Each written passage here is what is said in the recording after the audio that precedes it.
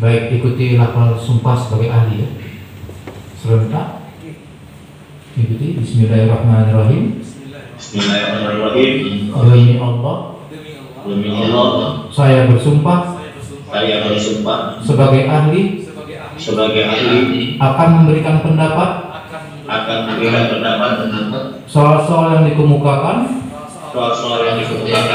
Sesuai dengan ilmu pengetahuan. Yang saya miliki. Sebaik-baiknya. Cukup. Oke, ya silakan.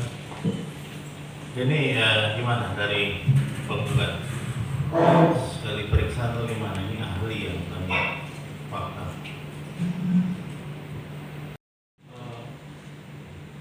Berdasarkan Undang-Undang Nomor 32 Tahun 2009 tentang pengelolaan dan perlindungan dan pengelolaan hidup, pasal 4 di situ disebutkan bahwa perlindungan dan pengelolaan hidup meliputi ada 6: perencanaan, pemanfaatan, pengendalian, pemeliharaan, pengawasan dan penegakan hukum.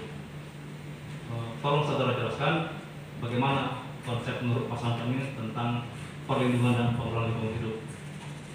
Baik, izin yang mulia, terima kasih kesempatannya.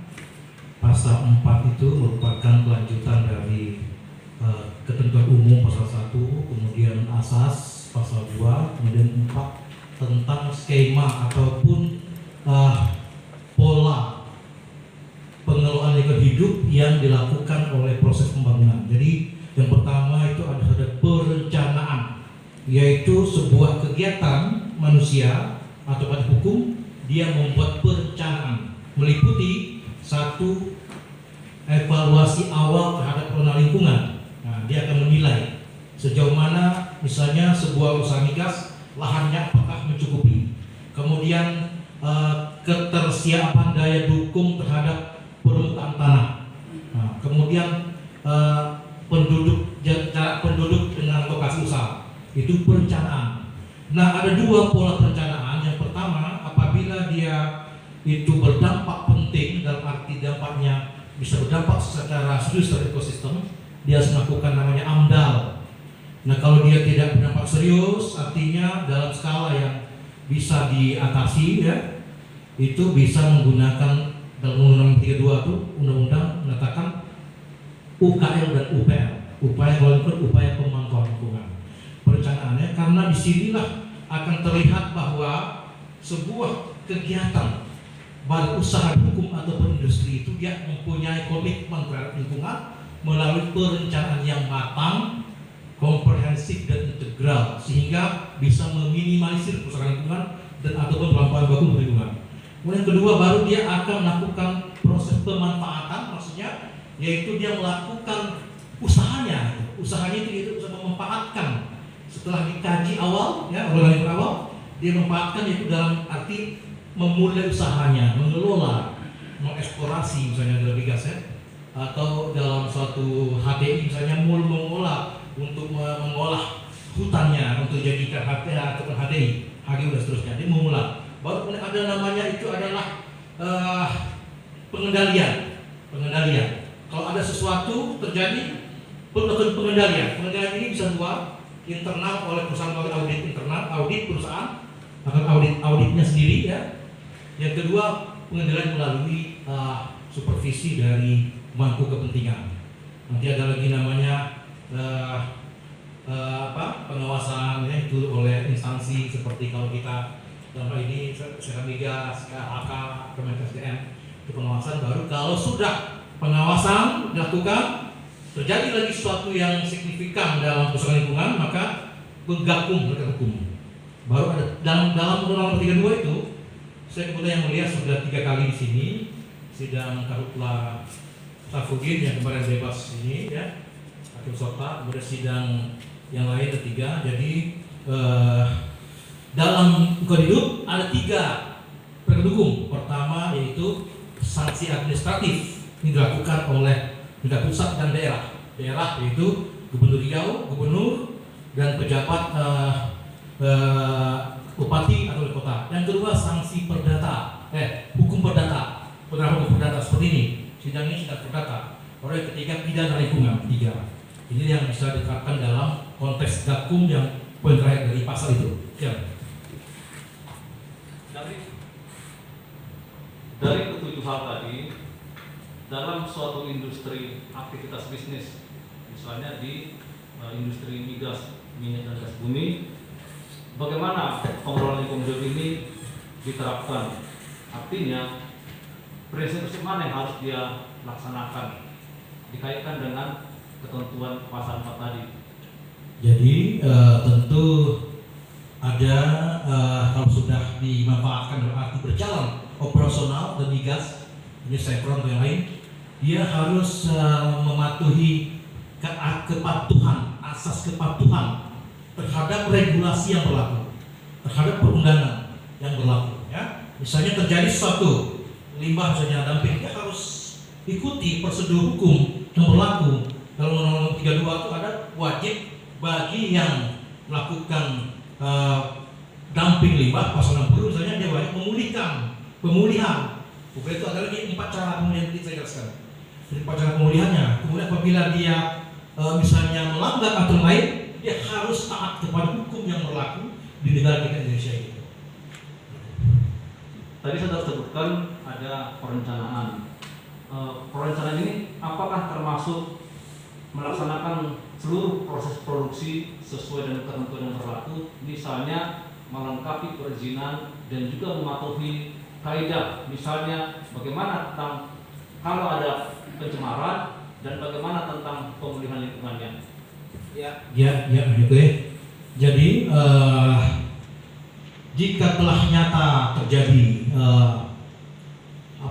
kealpaan ataupun pelanggaran aturan dari negara, dan terjadi limbah yang ada di sebuah tempat yang tidak mohon izin majelis, kami ingin menegaskan kembali untuk mempertanyakan kembali apakah ahli ini ahli hukum lingkungan atau ahli pengelolaan lingkungan, karena dari tadi pertanyaan ini mengenai hukum lingkungan seperti itu majelis. Nah, ini perlu karena juga dari latar belakang pendidikan beliau ini tidak ada latar belakang hukum. Demikian majelis. Saya jawab dulu itu. Itu tidak ada hukum lingkungan tadi. Itu pengelolaan itu kan dijabarkan pasal-pasal dalam Undang-Undang Nomor 32 tahun 2009 tentang perlindungan dan walid hidup. Itu hukum lagi kita sampaikan. Jadi tentang aspek hukumnya yang bersangkutan tidak detail, Pak. Iya. Sepintas saja, nggak ada masalah. Iya kan? Tidak ada saya menyampaikan. Kecuali pasal Izin ya. yang mulia. Lanjut. Oke, lanjut, saudara ahli. Ya, jadi tadi saya sampaikan jika misalnya ada limbah, ya, contohnya limbah misalkan, itu harus dipulihkan dengan mekanisme peraturan yang berlaku. Salah satunya adalah Peraturan Pemerintah Nomor 101 tahun 2014 tentang tata cara pengelolaan limbah B3 misalnya. Contoh ya, itu dapat dijadikan rujukan mutlak bagi industri atau usaha yang melakukan pelanggaran. Ya, dia harus merujuk pada peraturan yang ada, ya, yang ada dan diperuntukkan khusus untuk jenis pelanggarannya. B3 misalnya, PP 101.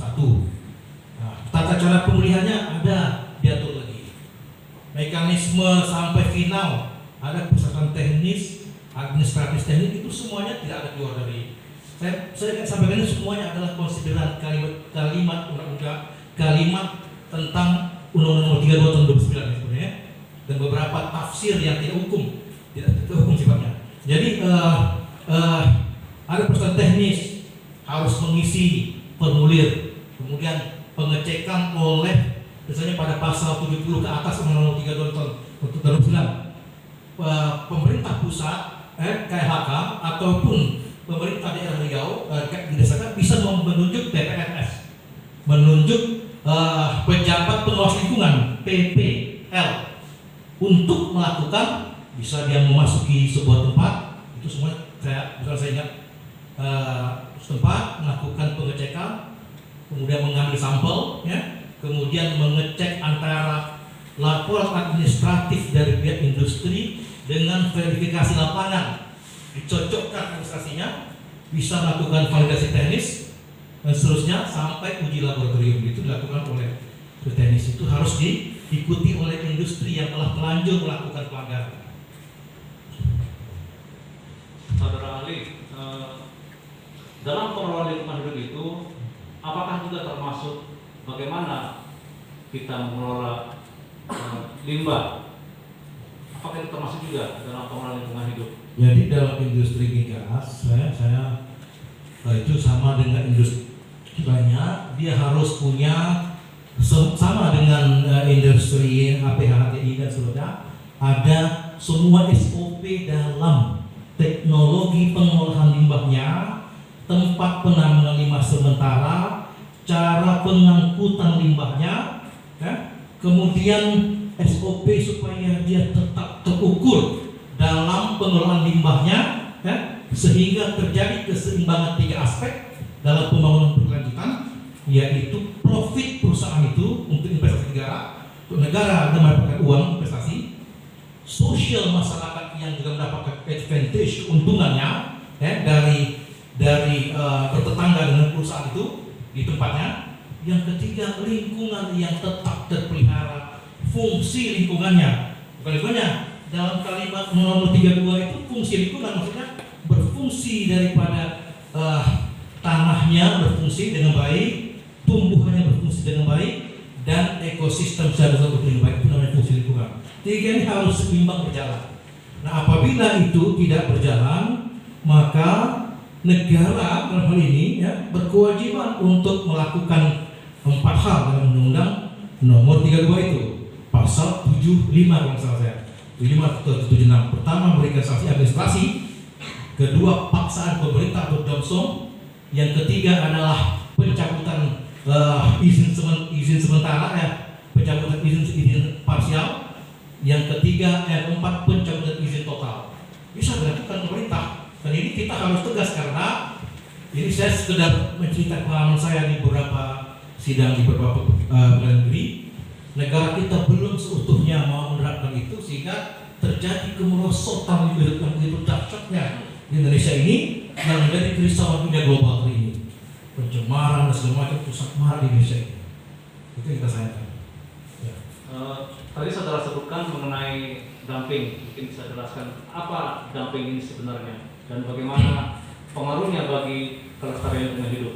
Pasal 60 Undang-Undang 32 tahun 2009 bicara spesifik tentang dumping adalah pembuangan, penempatan, peletakan limbah sisa buangan usaha industri, ya, dengan dia itu dengan kriteria tertentu, ya. Tetapi jika dia tidak memenuhi kriteria tertentu dan tidak mendapat izin, itu tidak dibenarkan dalam undang kita. Kenapa? Karena jika dia itu misalnya ini posisinya harusnya di tempat pembuangan sementara untuk dioper ke penyalur lainnya supaya dia bisa di reuse, recycle dan seterusnya, ya, maka dia akan menimbulkan gangguan lingkungan.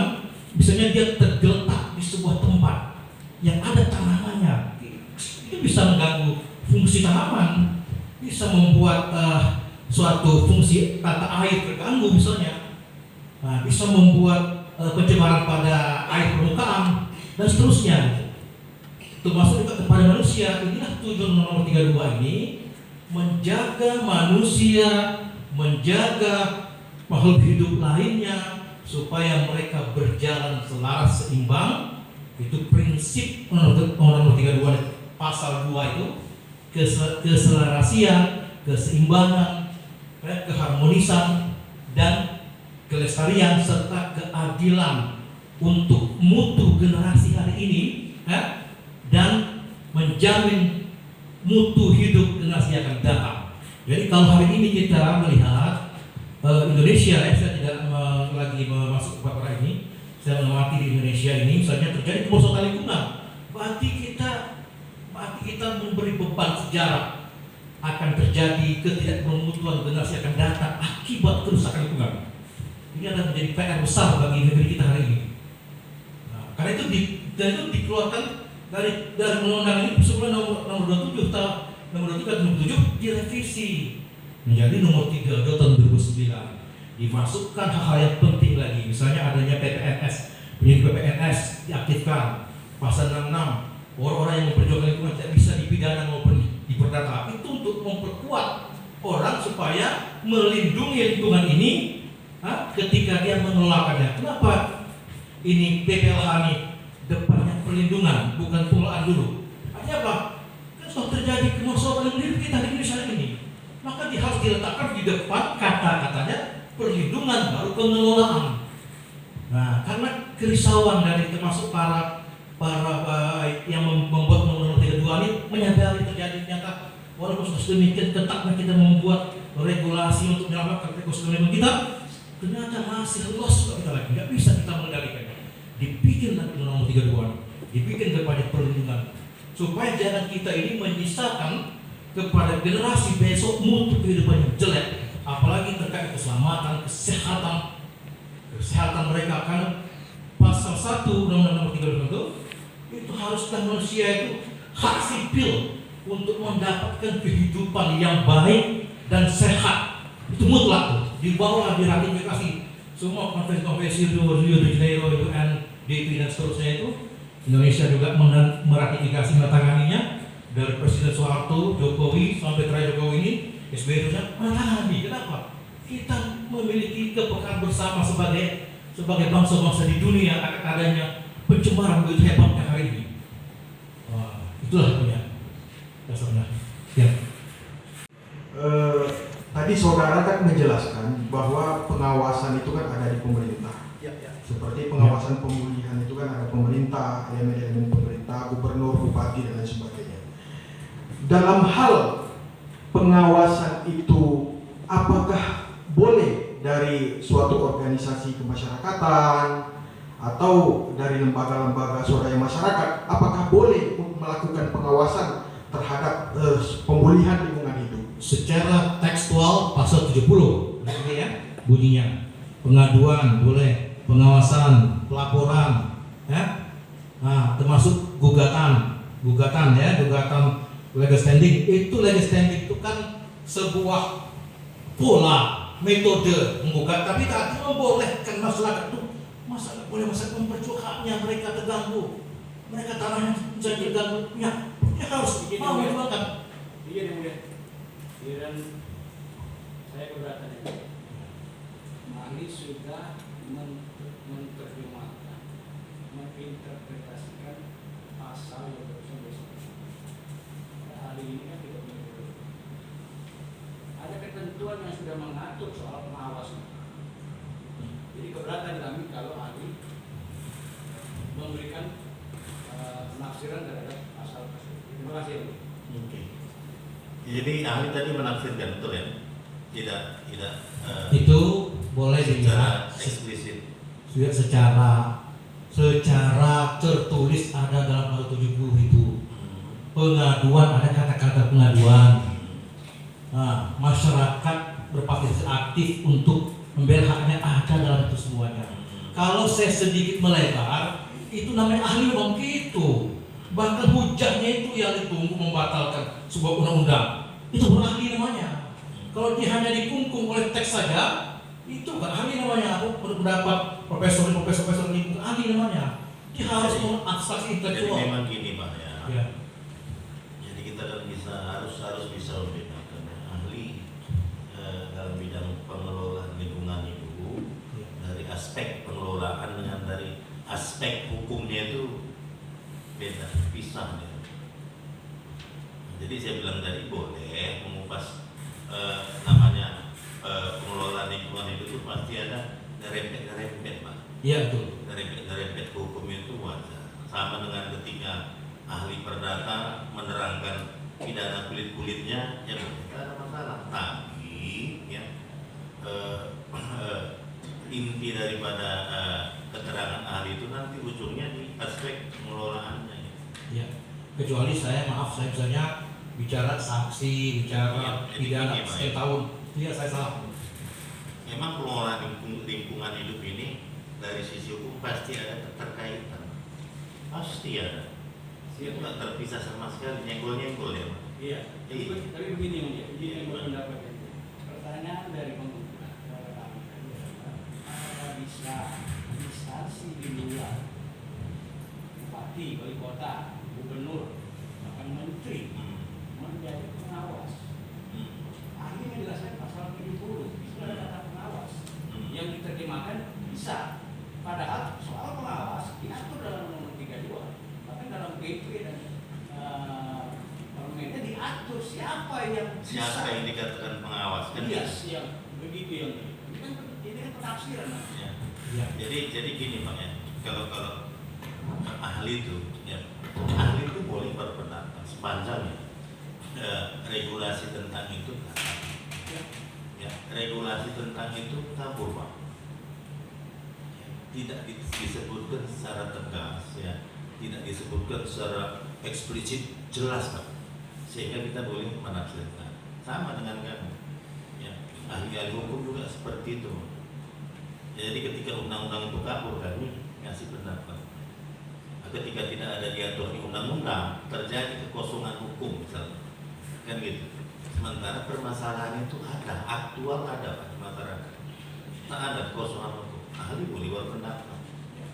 Tapi kalau yang sudah ada tegas diatur dalam undang-undang, tak boleh ditafsirkan lagi. Gitu Pak. Ya. Oke, silakan. Ya, tapi coba dilihat nomor 32 atau 70. Boleh. Nah, coba lihat dulu. Nah, Kita saksikan sama-sama, jangan kita berapa-berapa. Hukum menyediakan kita juga akan legal standing, restriction itu memang dibuka ruang itu untuk partisipasi masyarakat. ya. Tapi pertanyaan dari pembuka, siapa yang menjadi pengawas? Ya. Bicara Pertanyaan saya tidak seperti itu ya Bu. Nah, jangan ditafsirkan lain. Ya, jadi gini tentang yang itu kita tinggalkan aja Pak.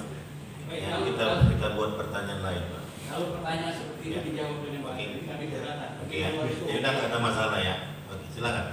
Baik, saudara saksi, saya lanjutkan. Dalam pemulihan lingkungan terhadap suatu objek tercemar, itu apakah ada batas waktu ditentukan berapa lama pemulihan tersebut, dan terhadap objek tercemar apakah ada objek yang dikecualikan, contohnya hutan lindung untuk dilakukan pemulihan gitu. Apakah ada objek yang dikecualikan atau harus dilakukan pemulihan secara keseluruhan dari objek-objek tercemar tersebut? Tolong dijelaskan. Ya, tentu tata cara teknis itu kan diatur oleh regulasi teknis yang relevan. Misalnya PP 101 tentang tata cara pembelian limbah B3, lengkap tuh pasal 1, 2, 3 dan seterusnya.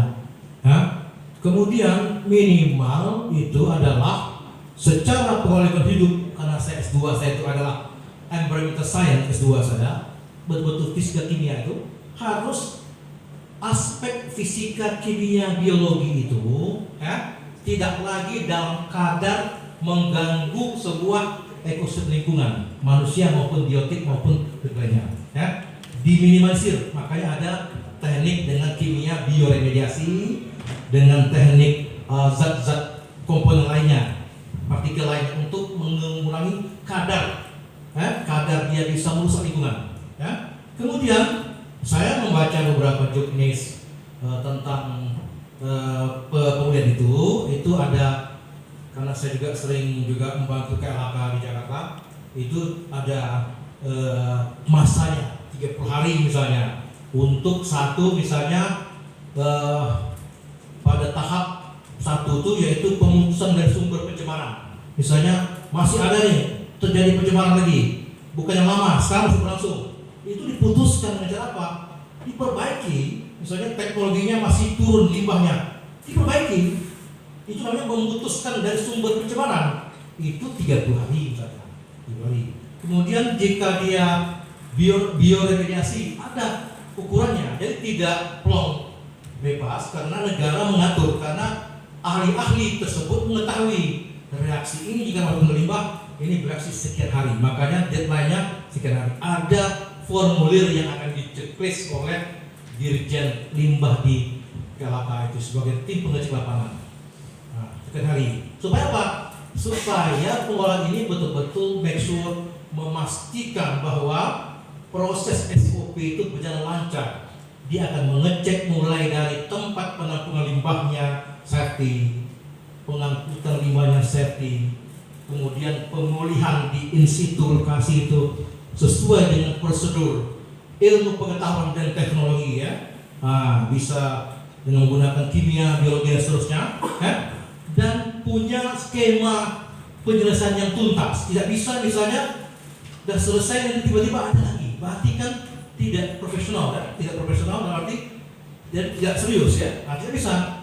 Misalnya sudah diselesaikan dan ditekan penyelesaian, tidak selesai. Berarti ini apa?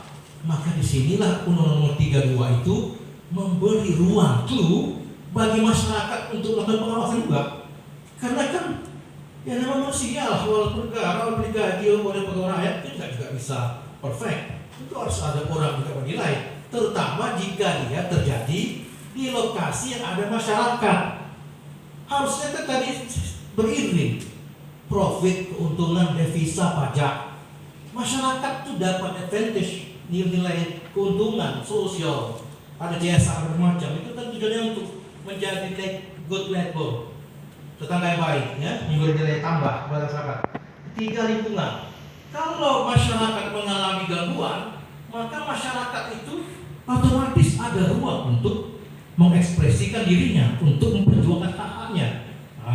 Gitu. Lingkungan dan pernah membahas mengenai TTM atau tanah terkontaminasi minyak. Saya mengajar ada mata kuliah AMDAL hidrologi, tapi TTM belum pernah. TTM belum pernah ya. Baik, apakah saudara juga pernah mengajar terkait metode pengujian atau pengambilan sampel terkait lingkungan hidup? Kalau itu saya sudah terlalu jauh masuk ke pertanyaan tentang pribadi saya. Saya keberatan jawab. Ini kami menanyakan terkait keahlian majelis. Jadi gini aja, kalau enggak gitu aja, enggak ada masalah. Enggak, udah gitu Iya. aja. Ya, saya enggak Jadi gitu. biar nanti pertanyaan dari tergugat satu juga bisa kita batasi, Pak. Iya. Jangan kesana kemari nanti kan. Iya, betul. Kewalahan Bapak. Iya betul. Ya, silakan. Ya, saya enggak mau jawab. Baik, tidak ada ini ya, tidak masuk ke dalam keahlian saudara. Baik, ini mengenai jurnal. Tadi di jurnal yang kami baca, jurnal yang judul-judul yang telah disampaikan di sisi saudara. Selain itu, apakah saudara pernah menulis di jurnal ilmiah baik nasional maupun internasional terkait TTM? Saya sudah akan tadi dengan TTM saya tidak anggap, dan tolong saya tidak mau lagi menjawab tentang pertanyaan terkait dengan TTM karena bukan itu bidang saya dihadirkan di sini. Baik. Oke, ini 397 itu nggak ada aspek perlindungan. Ada. Oke. Nah, ada, saya tidak menanyakan karena ahli bukan ahli hukum lingkungan, tapi ini pandangan yang umum saja. Tadi karena saudara ahli sudah menyebutkan AMDA, UKL, UPL, ini saya pikir pertanyaannya akan relevan. Jadi begini, AMDA, UKL, UPL ini kan merupakan dokumen lingkungan. Kalau rezim peraturan yang lama, dia akan masuk ke dalam salah satu persyaratan untuk mendapatkan SKKL dan muaranya di izin lingkungan. Oke, sepakat ya di sini. Nah, yang saya ingin tanyakan, AMDAL, UKL, UPL kan muncul juga di Undang-Undang 23 tahun 97 ya. Oke. Nah, artinya saya mau bertanya begini, ketika AMDAL, UKL, UPL sudah disusun, sebagai saya yakin ahli paham. Nah, kemudian itu juga sebagai persyaratan keluar di izin lingkungan PP 27 tahun 2012. Nah, ini kan apakah kemudian rezim di Undang-Undang 2397 ini memang tadi yang saudara ahli sebutkan bahwa ada saya nggak nyebut kemerosotan lah, degradasi lah ya, ada degradasi terkait dengan nilai-nilai lingkungan hidup yang kemudian diabaikan gitu di regulasi sebelum Undang-Undang 32. Ya. Iya, kalau saya melihat tetap ada AMDA, UKL, itu kan standar ya, standar untuk memastikan konsep pembangunan berkelanjutan, kelestarian, fungsi lingkungan itu tetap ada. dalam kegiatan pembangunan, kegiatan manusia, ya, dipastikan. Tapi secara lebih jauh apa pembedaan yang signifikannya, kemudian apa pula sesuatu itu saya kurang mengerti ya. Baik, karena kurang mengerti saya plus dari kuasa hukum terduga satu juga. Yang pertama tadi saudara, saya nggak minta pandangan yang sifatnya teknis banget ya. Ini kan tapi karena tadi sudah disebut dan jadi saudara ahli juga sudah menyinggung. Yang pertama tentang pemulihan lingkungan hidup. Tadi saudara ahli menyebut-nyebut ada dirjen, pasal ya, pasal 23 sudah nama nomenklaturnya. Nah, di situ ada yang namanya RPFLH. Saudara ahli Bang? RPFLH. Oh, nggak ngerti. Oke, kalau nggak ngerti saya ganti lagi pertanyaannya. Nah, kembali lagi ke masalah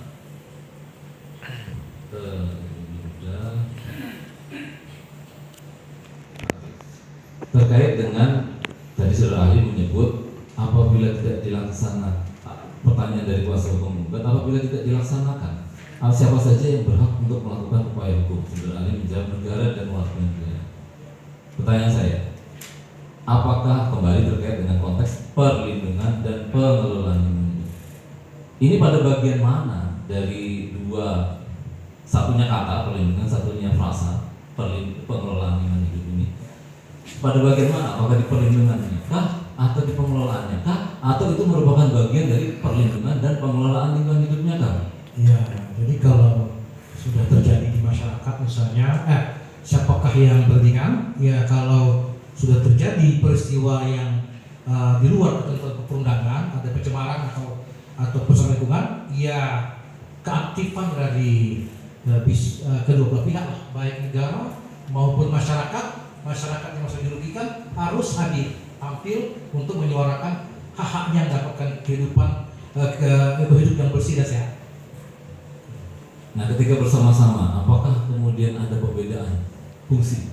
Ini negara ini harusnya ngapain? Tadi saudara sudah menyebutkan ya, empat tier pengenaan sanksi tadi ya. Itu bagian dari negara. Oke. Nah, sekarang peran serta, itu masuk ke peran serta pasal 70. Peran serta masyarakatnya. Ini apakah kemudian yang memang bisa disamakan dengan pos? Ya, memang tidak bisa khusus untuk sanksi. Tapi maksud saya, apakah ada pertama peran serta negara? Peran serta negara dulu ya, di luar sanksi tadi. Yang kemudian bisa paralel dengan peran serta masyarakat terkait perlindungan dan pengelolaan. Sebenarnya itulah mekanisme adanya seksi pengaduan itu. Jadi seksi pengaduan misalnya di SLHK itu seksi pengaduan itu pengaduan di SLHK, pengaduan sengketa lingkungan. Sinergis antara masyarakat dan negara sekaligus.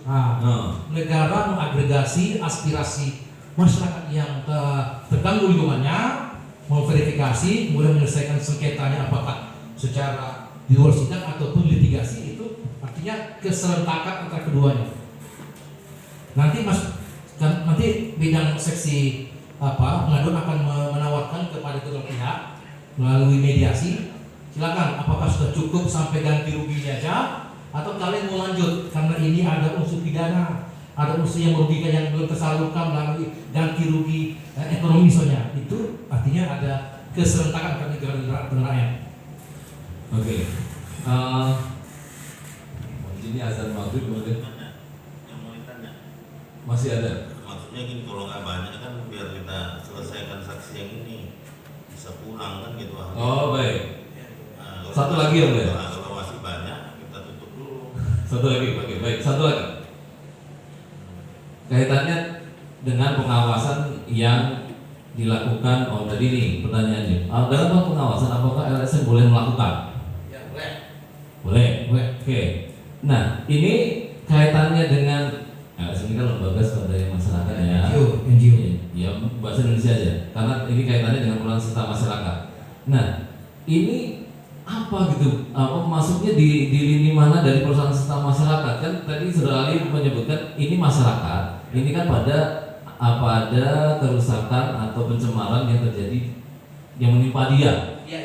Ya. Ya. Nah, ini irisannya sama LSM ini di mana gitu. Nah, ada dua irisan. Pertama, irisan melalui surat kuasa kepada LSM, ya. Yang kedua, melalui uji dari majelis hakim terhadap legal standingnya. Kalau dia dianggap layak, kriteria tertentu, yaitu 2 tahun dia sudah beroperasi, bidangnya adalah ADRT yang menyebutkan bekerja di bidang hidup, kemudian hukum formil dan verifikasi majelis hakim membolehkan, berarti dia sah untuk melakukan gugatan. Dua itu caranya. Sebatas proses formil, tidak materialnya. Ya, Itu proses maksudnya formilnya. maksudnya itu hakimlah yang memutuskan ketika itu diajukan, ya kan ada penentuan kedua belah pihak ini, apakah legal standing pihak masyarakat tadi memenuhikan untuk melakukan gugatan. Misalnya dalam kasus seperti ini kan memenuhi, lanjut sampai kepada pembuktian kan. Contoh sekarang ini, lanjut itu hak hakim dan melalui proses pengusulan. Itu formilnya. Kalau dalam pandangan saya itu formilnya. Kalau materialnya apa? Apakah kemudian ikut serta memulihkan di lahan yang tercemar atau rusak tadi, atau kemudian gitu? Oh, tidak ada wewenang dari masyarakat memulihkan, karena itu diatur dalam undang-undang dan peraturan terkait memulihkan adalah negara. Oh gitu. Nah, hanya negara yang boleh memulihkan. Gitu. Masyarakat boleh mengawasinya. Makanya perlu tim independen untuk memonitoring kesesuaian antara undang-undang yang berlaku dengan fakta yang dikehendaki oleh masyarakat. Ya, perlu ada tim independen untuk mengawasinya. Yang pada sebenarnya ada pemilihan, cuman kena maghrib ya, cuman saya nanya sedikit aja ya Pak. Nah gini aja, ya, sedikit itu panjang. Gini Pak, untuk saksi yang 2, saya udah nggak tahan nih Pak. Saksi yang 2 kita tunda ke hari Senin Pak, yang daring. Ya, bilang ini majelis hakim yang memerintahkan Senin. Ya, saya kurang sehat hari ini. Kalau kita lanjutkan 2 tengah malam nih pulang, karena ini membahas tentang apa ya? Tentang ilmu pengetahuan. Silakan. Jadi saya selaku ketua majelis untuk hari ini kondisi saya kurang fit, ya. Tapi saya mohon Pak, ya pagilah. Kenapa kalian susah kali pagi? Iya, kenapa juga susah kali pagi aja? Iya, pagilah adik. Ya. Jadi gini ya, saya juga